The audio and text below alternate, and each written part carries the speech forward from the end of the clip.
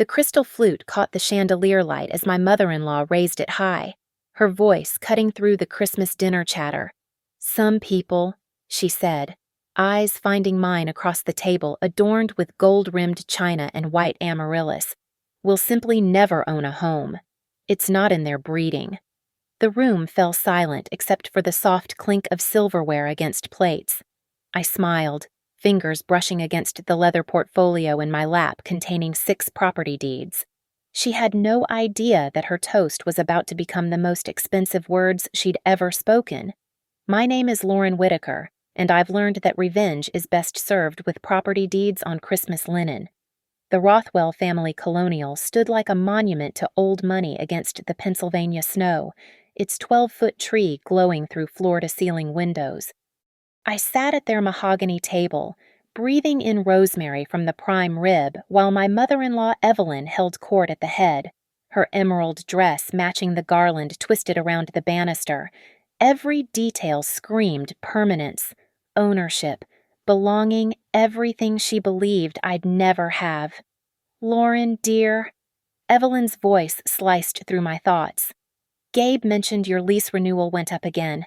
Such a shame about rental markets these days." She touched her pearl necklace, a gesture I'd cataloged as her tell for incoming condescension. "Of course, some people are simply better suited to the flexibility of renting." My husband Gabe shifted beside me, his hand finding my knee under the table not in solidarity, but in warning. "Keep quiet. Don't make waves. It's just how Mom is." The dining room hummed with agreement from the assembled Rothwells in their circle. Evelyn's brother nodded sagely over his bourbon. Her business partner from Rothwell and Company, Realty, chuckled into her wine. Even Marissa, Gabe's sister who posted motivational quotes about empowerment every morning, smiled behind her champagne flute. "Actually," I started, but Gabe's grip tightened. "Lauren works so hard at that little tech company," Evelyn continued, addressing the table as if I were a child being discussed at a parent-teacher conference. "But equity requires more than effort. It requires foundation. Foundation." Her favorite euphemism for family money, for connections, for everything I didn't have growing up in foster care. The word tasted like copper pennies in my mouth. I felt the weight of the leather tote beside my chair, 6 manila folders nested inside like ammunition. Each one contained a story Evelyn didn't know, a victory she'd never witnessed, a deed with my name in bold black ink. My fingers itched to reach for them, to scatter the papers across her pristine table like confetti, but not yet. The grandfather clock in the hallway chimed 7:30 p.m. And Evelyn rose with practiced grace. The candlelight caught her highlighted hair, styled to perfection by the same salon she'd suggested I couldn't quite afford. She lifted her crystal flute, and the room quieted with trained obedience. "A toast," she began, her voice honey-smooth and poison-sweet. "To family, to tradition, to those blessed with the wisdom to build rather than drift." Her gaze landed on me with surgical precision. "And to accepting our stations in life with grace." The room murmured approval. Glasses rose. I lifted my water I'd stopped drinking at Rothwell gatherings after realizing clarity was my only armor and met Evelyn's eyes. "To acceptance," I echoed, thinking of the 6 keys in my pocket, each one a small metal rebellion against everything she thought she knew about me. Outside, snow began falling harder, coating the circular driveway where everyone had parked their luxury vehicles. Inside, the fire crackled in the marble fireplace, and someone started telling a story about their recent closing on a waterfront property. Evelyn laughed, that crystalline sound that could cut glass, and mentioned how she'd advised them on the negotiation. 20% under asking, she boasted, "because I understand value. I can spot it instantly." Another pointed look my way, or the lack thereof. My phone buzzed a notification from my property management app. The December rent from my Maple Glen duplex had just posted. $3,400 into my business account, invisible to everyone at this table who thought they had me figured out. I smiled into my water glass and waited for dessert. The habit started when I was 22, fresh out of college with a business operations degree and a paranoia about homelessness that therapy couldn't quite shake. 12% of every paycheck went into what I called my never again fund. Not 10% like the financial blog suggested, not 15% that would make life uncomfortable, 12% precise, manageable, invisible. My colleagues at Riverton Analytics bought lattes and upgraded their phones. I packed lunches in glass containers and kept my 3-year-old Samsung. They complained about being broke before payday. I built spreadsheets that tracked every penny like a hunter tracks prey. But the real money came from OpsForge. After hours, while Gabe watched sports highlights, I ghost wrote operational playbooks for startups, inventory systems for a CBD company in Denver, customer service protocols for a meal kit startup in Austin, shipping optimization for a boutique clothing brand in Portland. 500 here, 2,000 there. All of it funneling into accounts Gabe didn't know existed. Why houses? Because you can't be evicted from something you own outright. Because a deed is a paper shield against the world. Because I spent ages 8 through 18 never knowing if I'd wake up in the same bed. And that kind of uncertainty leaves scars that look like spreadsheets and emergency funds and an obsession with backup plans. Evelyn never understood this. Of course. How could she born into a real estate dynasty, married into more money? She'd never wondered if her belongings would fit in a garbage bag. The first crack in our relationship appeared 2 years ago. Gabe and I had been pre-approved for a mortgage, a modest one, but enough for a starter home in a decent neighborhood.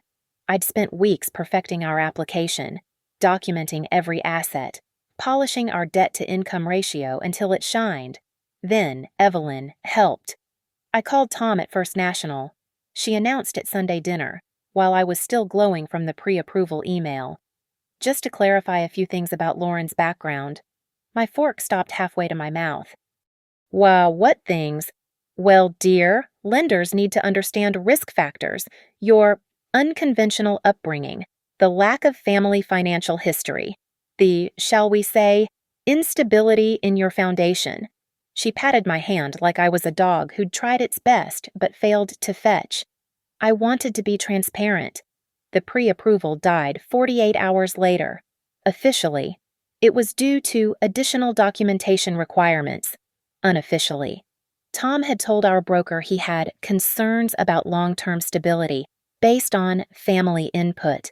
Gabe's response still echoes in my dreams. Mom meant well. 3 words that rearranged my understanding of my marriage. He knew. He knew she'd sabotaged us, and he chose to call it good intentions. That night, I opened a business checking account under Northbridge Haven LLC. By morning, I'd found 3 properties in foreclosure and started running the numbers. Evelyn kept pushing. Weekly emails with listings we might be able to afford someday. Casual mentions of her clients who started with nothing, always with a pause before nothing. Just long enough to make clear she meant me. Christmas cards addressed to the future homeowners, quote, marks included in her perfect penmanship. She'd send Gabe articles about market timing, about the dangers of rushing into ownership, about how some people were natural renters. He'd forward them to me with notes like, Mom makes some good points, or something to consider. At Rothwell and Company's anniversary party, she introduced me to her biggest clients as Gabe's wife who's learning about real estate. When someone asked if we'd bought yet, she laughed that silver bell laugh and said, Lauren's still getting comfortable with the concept of equity. It's not for everyone. The room nodded sympathetically. Poor Gabe, their eyes said, saddled with a wife who couldn't grasp basic wealth building. What they didn't know I'd closed on my second property that morning. Cash deal. No pre-approval needed. No mother-in-law to call with concerns about my foundation. Every insult became fuel. Every slight. Another property searched. Every family gathering where she explained my limitations to relatives. Another late night analyzing cap rates and calculating returns.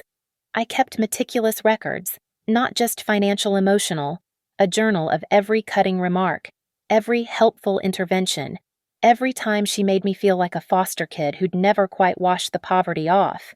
The night she proposed the family savings plan, essentially giving her control of my finances for my own good, I sat in my car afterward and bought property number 4 through a probate sale I'd been tracking for months.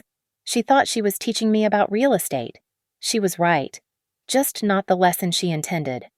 Deal number 1 came through Miguel, the maintenance supervisor at Riverton Analytics. We'd bonded over coffee and facilities complaints, and one Tuesday at 6:15 a.m., he mentioned his aunt needed to sell her duplex fast.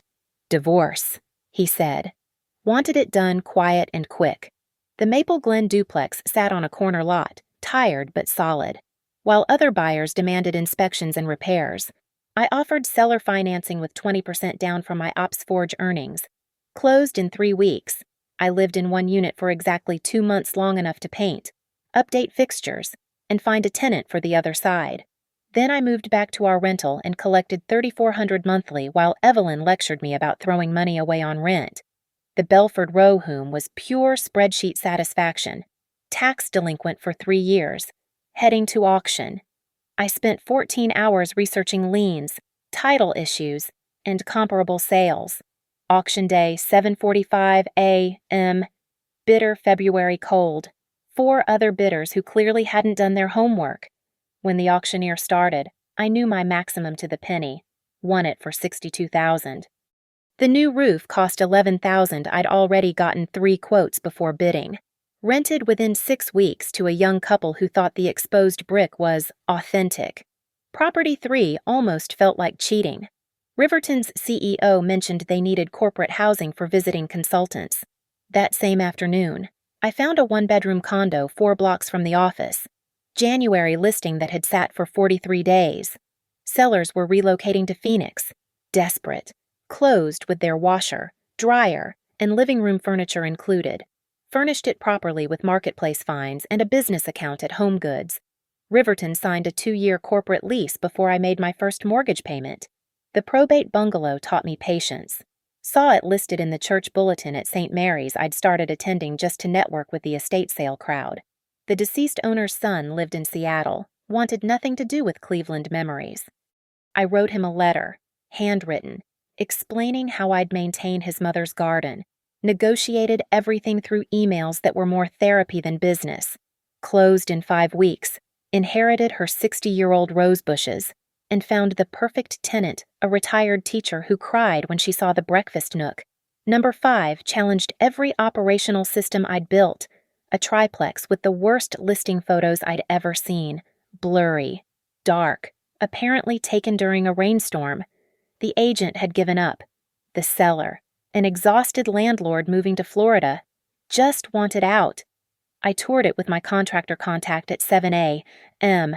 on a Saturday, calculating renovation costs on my phone while he pointed out problems that were mostly cosmetic. Offered $40,000 under asking with a 14-day close. Spent 2 months managing 3 separate renovations, screening tenants like I was casting a play. Now it cash flows $2,800 monthly after all expenses. The lake cabin was personal. 2 hours north, tucked into trees, with a deck that hung over the water. I found it driving back from a particularly brutal Rothwell family weekend where Evelyn had explained to her book club, in front of me, how some people lack the generational knowledge for wealth building. The seller was another divorce, but amicable. They just wanted someone who'd love it. I furnished it with estate sale finds and my grandmother's quilts, the only things I'd kept from my last foster home. Listed it on 3 vacation rental platforms.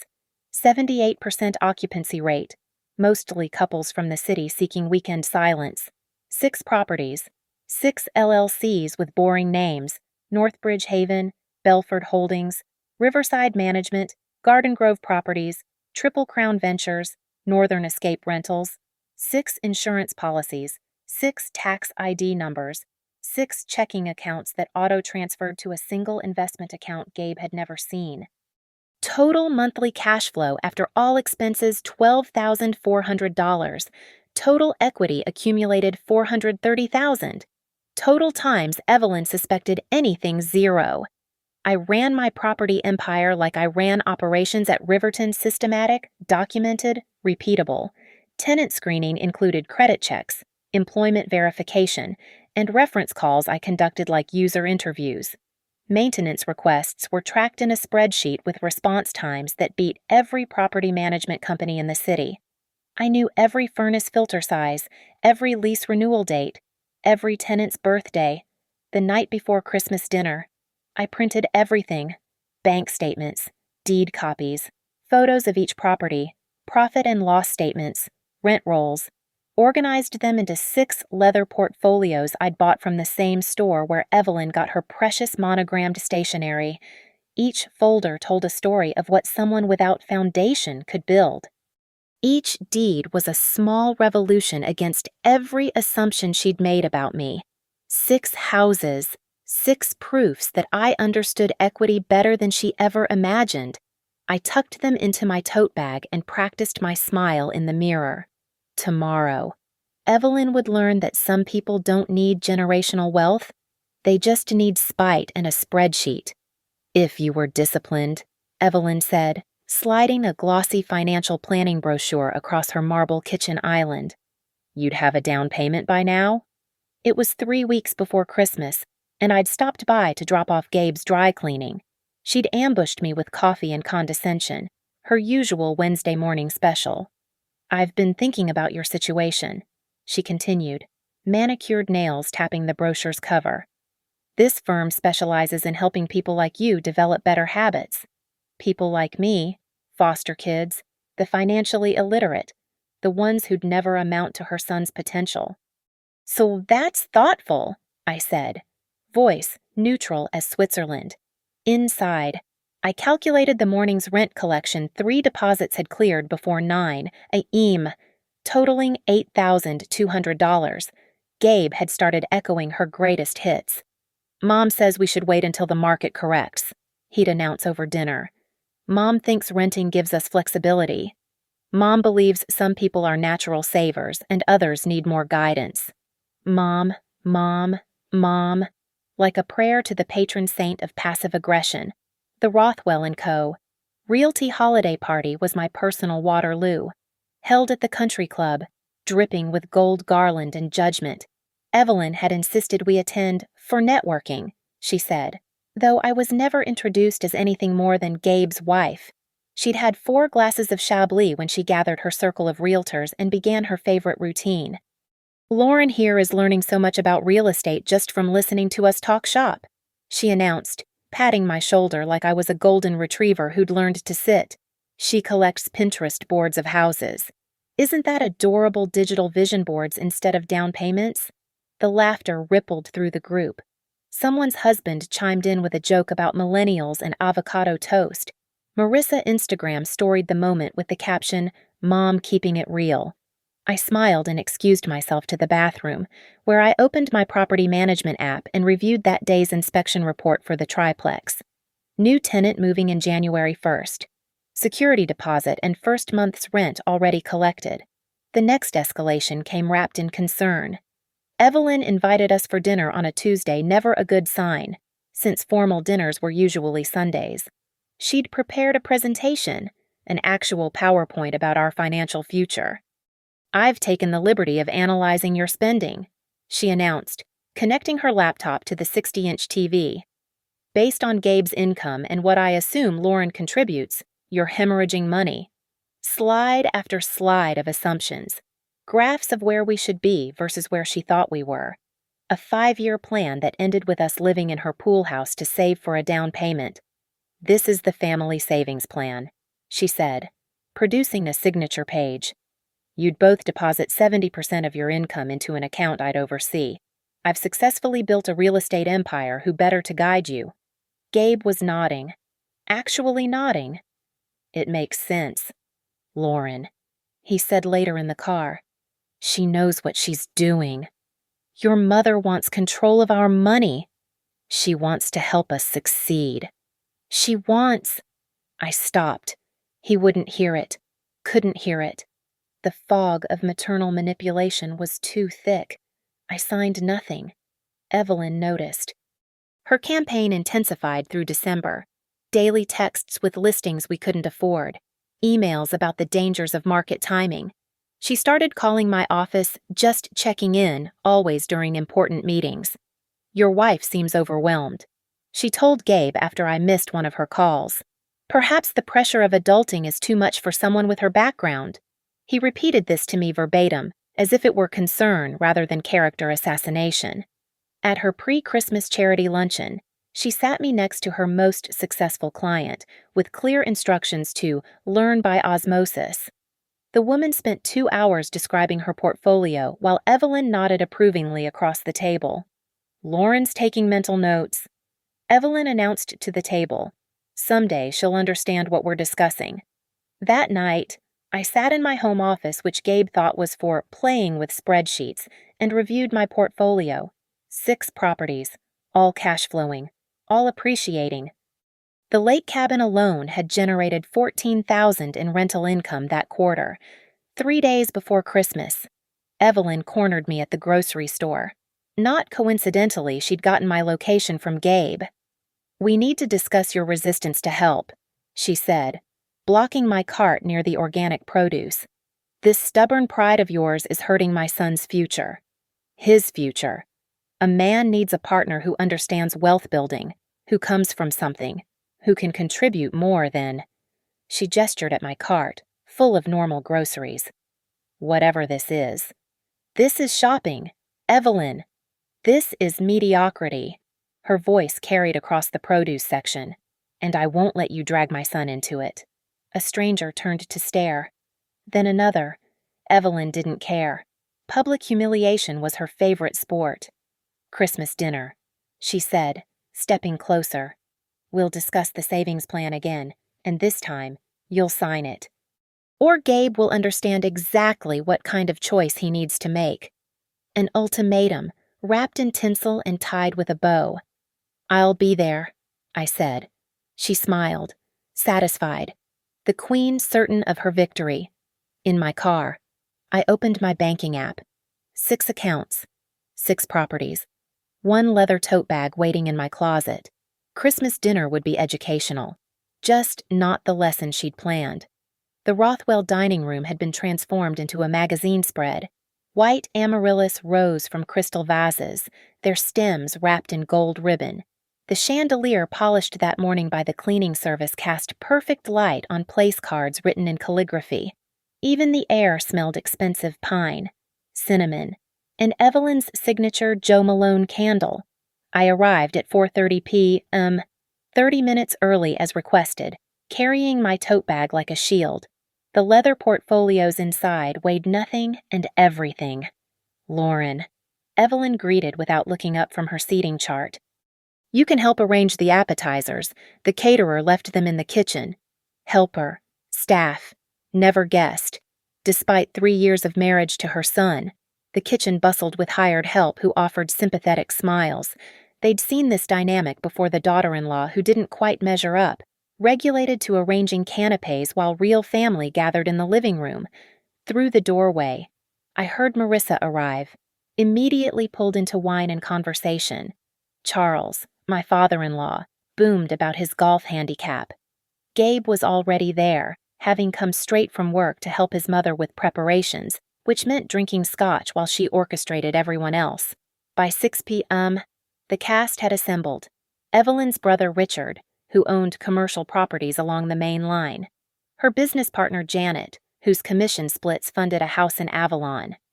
2 couples from the country club, carefully selected for their net worth and tendency to ask probing financial questions.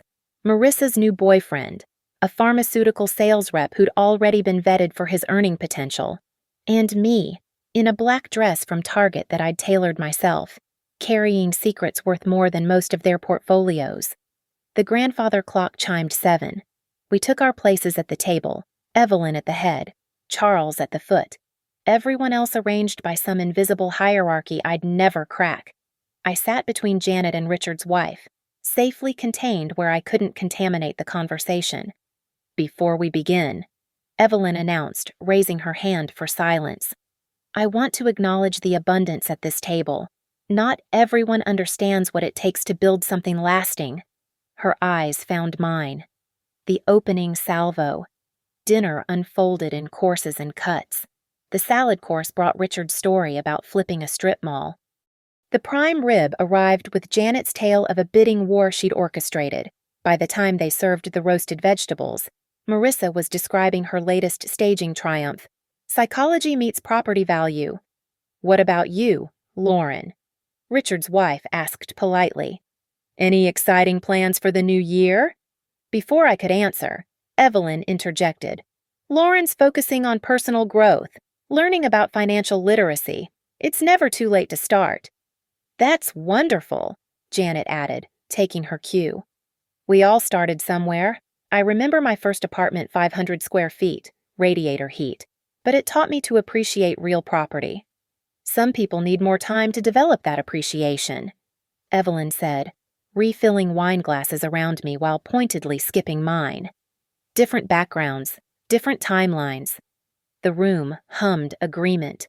Poor Lauren, their expressions said, trying so hard. Speaking of property, Charles said, attempting to redirect.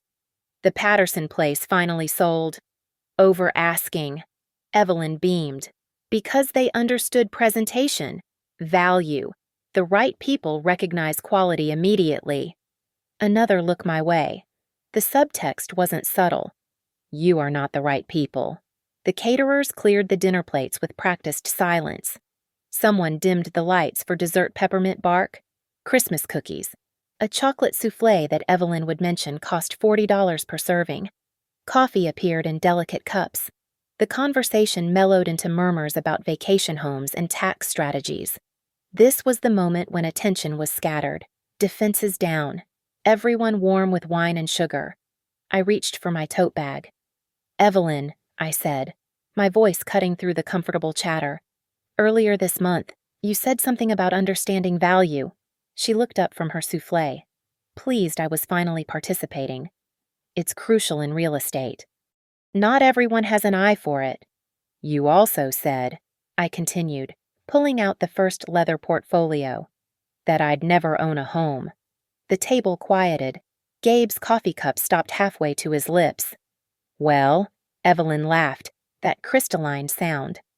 I was simply being realistic about market conditions and your situation. I placed the first portfolio on the linen tablecloth, then the second, the third, fourth, fifth, sixth, 6 folders, lined up like soldiers between the candles and centerpiece. What is this? Gabe asked. Evidence, I said, opening the first portfolio, that your mother was wrong. The room held its breath. Evelyn's smile flickered but held. She still thought this was some kind of vision board, some desperate attempt at face-saving. I pulled out the first deed, the heavy paper catching the light. Maple Glen duplex, purchased 14 months ago. Her smile froze. Belford Rohum, second deed, tax auction, 9 months ago. The smile cracked. Riverton Corporate Rental, third deed, 7 months. The probate bungalow, fourth, 6 months. The triplex on Vine Street, fifth, 4 months. Richard's wine glass tilted dangerously. Janet's mouth opened but produced no sound. And the lake cabin, the final deed, where I spent last weekend reviewing the rental income from the other 5. I spread them across the table like tarot cards revealing a future Evelyn never saw coming. The silence was complete except for the grandfather clock ticking in the hallway. That's not, Evelyn started, then stopped. Possible, I suggested, for someone without foundation, without breeding, without family money. I opened the Maple Glen portfolio fully, spreading its contents across the white tablecloth. 2 units, corner lot. Purchase price $120,000 with seller financing. I pulled out the photos before and after shots of the renovated kitchen, the new bathroom tile, the refinished hardwood floors. Current rent roll $3,400 monthly. After mortgage and expenses, net cash flow $1,600. Evelyn's face had gone pale, making her rouge stand out like war paint. This is, she started. Exhibit A, I said calmly, moving to the second folder. Belford Rohum, one at tax auction for $62,000. New roof, updated electrical, exposed brick that millennials apparently love. The inspection report, the contractor receipts, the signed lease. Rented in 6 weeks, $2,200 monthly, cash flows $900 after all expenses.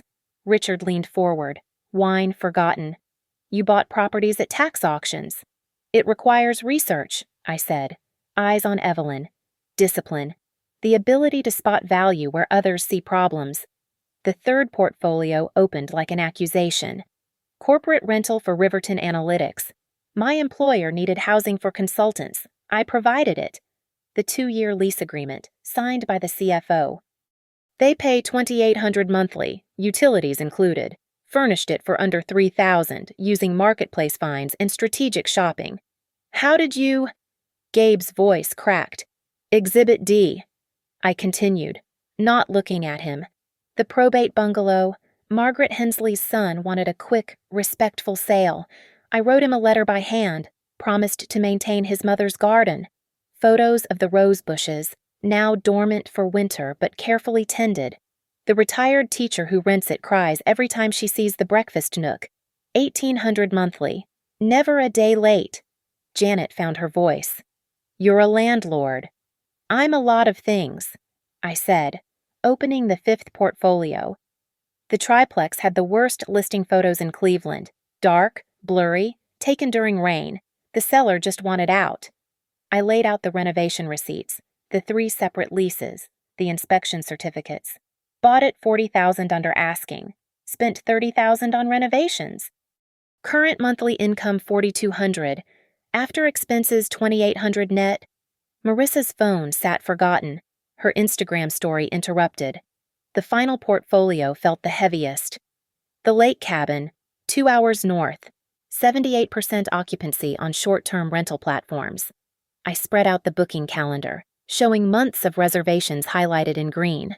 Last quarter alone, $14,000 in rental income. I pulled out my phone, opened the banking app, and set it on the table. 6 properties, 6 LLCs, monthly cash flow after all expenses $12,400, total equity accumulated. I paused, meeting Evelyn's frozen stare. $430,000. Someone, maybe Richard's wife, whispered, Jesus. You said I'd never own a home, I continued, my voice steady as a metronome. You were right about one thing, I don't own a home. I gestured to the spread of deeds. I own 6. Evelyn's mouth moved, but no sound emerged. The queen of quick comebacks, silenced by paperwork. I reached into my bag one more time, pulling out a ring of keys. Not my regular keys. These were specifically for tonight. 6 sets, each labeled with a property address. I let them fall onto the table with a metallic cascade that sounded like applause. I brought keys, I said, in case anyone still thinks I don't know where I live. The grandfather clock chimed 8 p.m. No one moved. These are fake, Evelyn finally managed, her voice barely a whisper. Some kind of joke. I pulled out my laptop, connected to their Wi-Fi, and logged into the county records site. Would you like to verify the deeds? They're all public record. Northbridge Haven LLC, Belford Holdings, Riverside Management, Garden Grove Properties, Triple Crown Ventures, Northern Escape Rentals. Each name appeared on screen as I searched, each showing me as the registered agent. You've been lying to us, Evelyn said, grasping for familiar ground. Hiding assets from your husband. Protecting assets, I corrected. From someone who called my mortgage lender to sabotage our pre-approval. Yes, Evelyn. I know about that call to Tom at First National. He mentioned your concerns about my unstable foundation. Gabe turned to his mother. You didn't. I was trying to protect you, she said automatically, but her eyes stayed on the deeds. From what? I asked. From a wife who understands compound interest, who can calculate cap rates in her head, who built a real estate portfolio worth $500,000 while you were telling everyone I'd never amount to anything. The room seemed to contract around us. Janet studied her coffee cup. Charles cleared his throat repeatedly. Marissa's boyfriend looked like he wanted to evaporate. You want to know the best part? I pulled out one final document from my bag. This is a purchase agreement for a house on Sycamore Street, 2 blocks from here, closing next week. I placed it in front of Gabe. 3 bedrooms, 2 baths, original hardwood, permitted edition, listed for $320. I offered $290 cash. No inspection contingency. They accepted yesterday. That's our dream house, Gabe said quietly. We looked at it online last month. You looked at it online. I toured it 3 times, had my contractor walk through, and made an offer. I turned back to Evelyn. My name only on the title, my down payment, my mortgage. The peppermint bark sat untouched, slowly melting under the chandelier's heat. Someone's coffee had gone cold. The perfect dinner party had become a crime scene, and I was both detective and perpetrator. You said I'd never own a home, I repeated, standing now, gathering the portfolios with deliberate precision. You were already 6 conversations too late. We were only trying to guide you, Evelyn said, her voice finding its familiar register of wounded authority. Family helps family. That's what we do.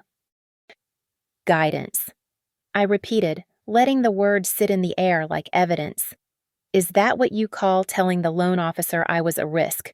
Announcing at parties that I collect Pinterest boards instead of properties, demanding control of my bank accounts. I pulled a sealed envelope from my inner pocket, my hands steady despite the adrenaline flooding my system. Guidance is different from sabotage. The envelope slid across the linen toward Gabe with deliberate precision. His name was written on it in my careful handwriting, the same handwriting that had signed 6 deeds, dozens of leases, hundreds of rent receipts. What is this? He asked.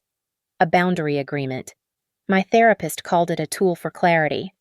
I kept my voice clinical, professional, the same tone I used for quarterly business reviews. Open it. Gabe's fingers fumbled with the seal. The paper inside was typed, formatted like a contract, because that's what marriages sometimes needed, terms and conditions, not just vows and wishes. He read aloud, his voice growing smaller with each line. 1. No financial discussions regarding Lauren's assets, income, or decisions will occur with Evelyn without Lauren present. 2. No contact will be made by any Rothwell family member to Lauren's lenders, employers, clients, or business associates without explicit written permission. 3. The existence and operations of Lauren's LLCs are private business matters, not family discussions. 4. Any attempt to access Lauren's financial accounts or credit reports, regardless of stated intention, will be considered a violation of trust and privacy. The paper trembled in his hands. Lauren, there's more, I said. He continued.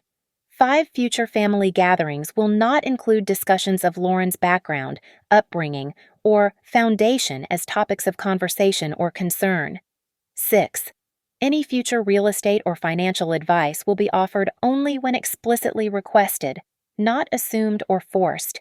7 violation of these boundaries will result in immediate cessation of contact until genuine accountability is demonstrated. Evelyn stood, her chair scraping against the hardwood. This is ridiculous. We're family. You can't regulate family like some business contract. Actually, I said, pulling out my phone to show a timestamp. These boundaries were emailed to myself at 6:43 p.m., making them documented and dated. Gabe, you can sign them or not. But these are my terms for continuing any relationship with your family. You're breaking up our family over money. Evelyn's voice pitched higher. No, you broke it the day you called me a permanent renter. The day you told Tom at First National I was unstable. Every day you suggested I wasn't good enough for your son because I didn't have family money. I stood, matching her height in my heels. I'm just documenting the damage. Richard cleared his throat. Evelyn, perhaps, don't. She turned on her brother. This is what happens when you marry down. They get a taste of success and forget their place. My place. I laughed, surprising myself with its genuineness. Let me tell you about my place. My place is in 6 different properties I own outright or am paying down aggressively. My place is in the LLC documents filed with the state. My place is knowing that next month, $12,400 will flow into my accounts while you're still trying to figure out how someone without breeding could build what I've built. I turned to the table, addressing the stunned audience. She taught me one thing own first. Explain later. The explanation is over. Gabe stood between us, the boundary agreement still in his hand, looking between his mother and me like a child watching parents fight. But we weren't parents and children anymore. We were adults, and choices had consequences. Mom, he said quietly, did you really call the lender? Evelyn's silence was its own confession. And the comments about her background, the foster care jokes, the rental shame. His voice gained strength. I told myself you were trying to help, but you were just protecting you. Evelyn interrupted. From someone who obviously had ulterior motives. Look at all this deception. Protection or control, I asked. Because there's a difference, and you've never learned it. I picked up the keyring from the table, letting each key catch the light. You know what these really are, insurance. Against ever being told I'm not enough. Against someone else deciding my worth. Against needing anyone's approval to exist. Janet finally spoke.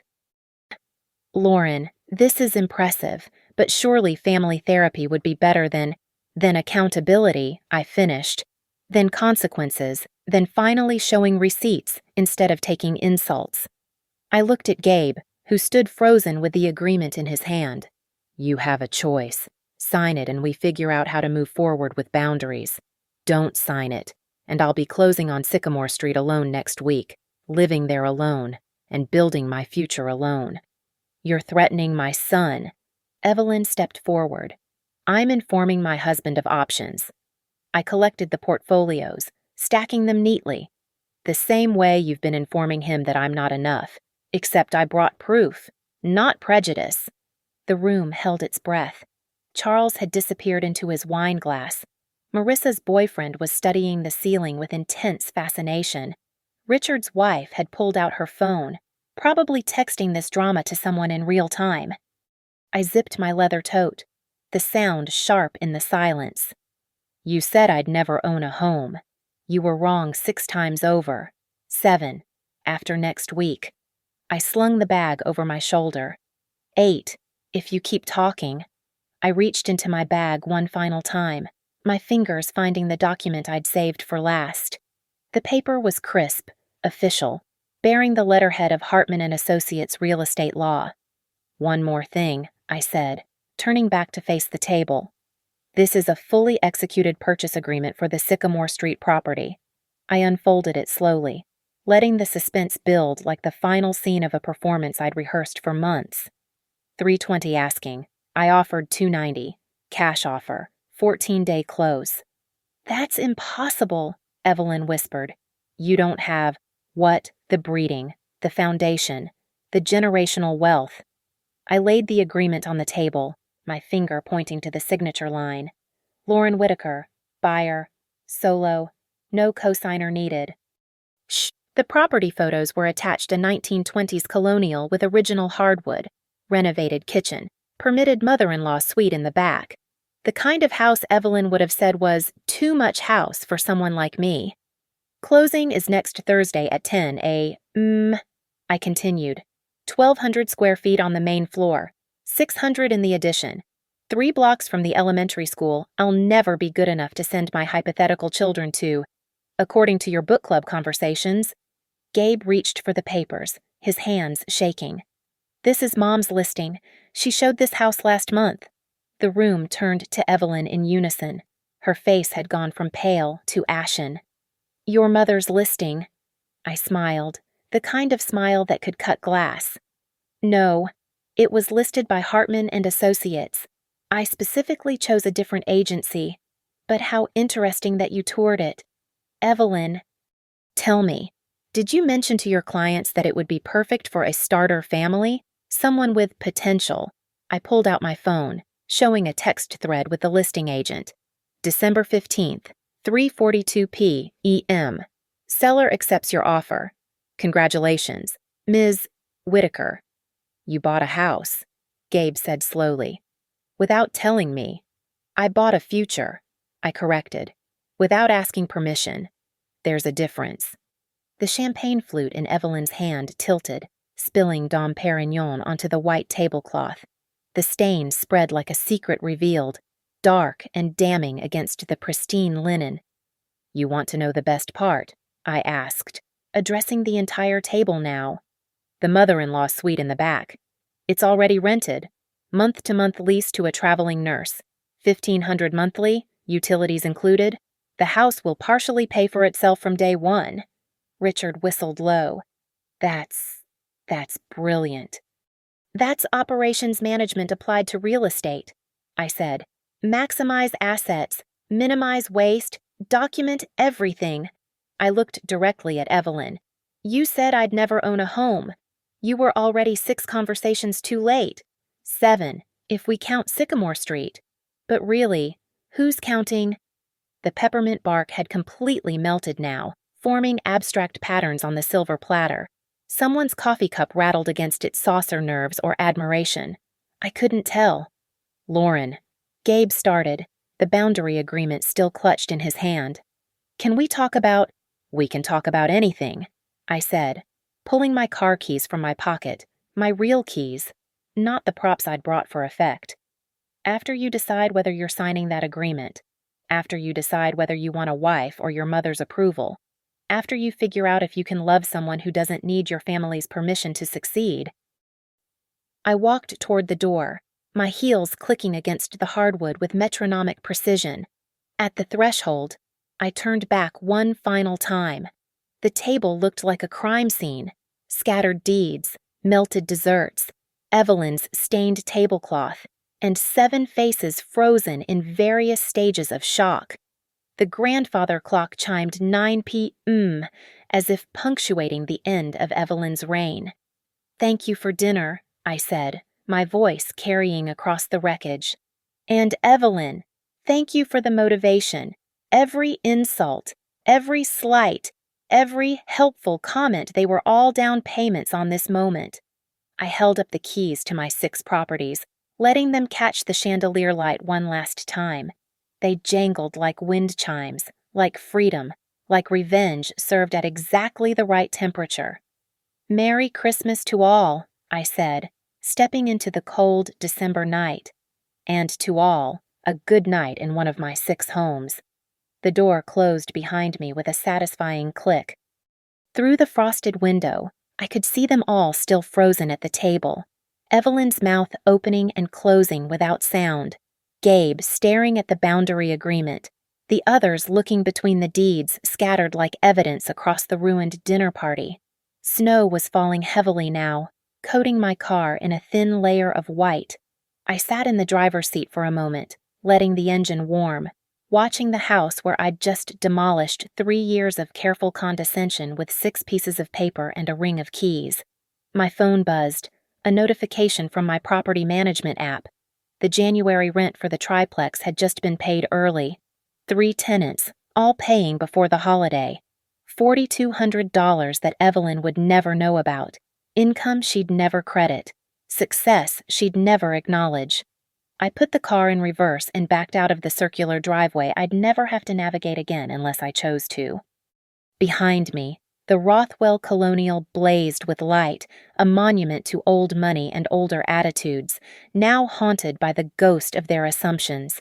The Sycamore house was just 3 blocks away. I drove past it slowly, admiring my future home in the glow of the streetlights. The sold sign was already up, my name hidden behind the anonymity of a cash offer. By the time I reached my rental, soon to be just another property in my portfolio, my phone had 17 missed calls from Gabe and 1 text, "We need to talk." Yes, we did. But first, he needed to sign that agreement, and his mother needed to understand that some people don't need generational wealth. They just need spite, a spreadsheet, and the absolute certainty that revenge is a dish best served with property deeds on Christmas linen. Thank you so much for listening to this story. I'd love to know where you're tuning in from. Drop a comment below and let's connect. If you enjoyed this tale of sweet revenge and real estate triumph, please subscribe to the channel and share your thoughts. Did Lauren go too far? Or did Evelyn get exactly what she deserved? Let me know what you think.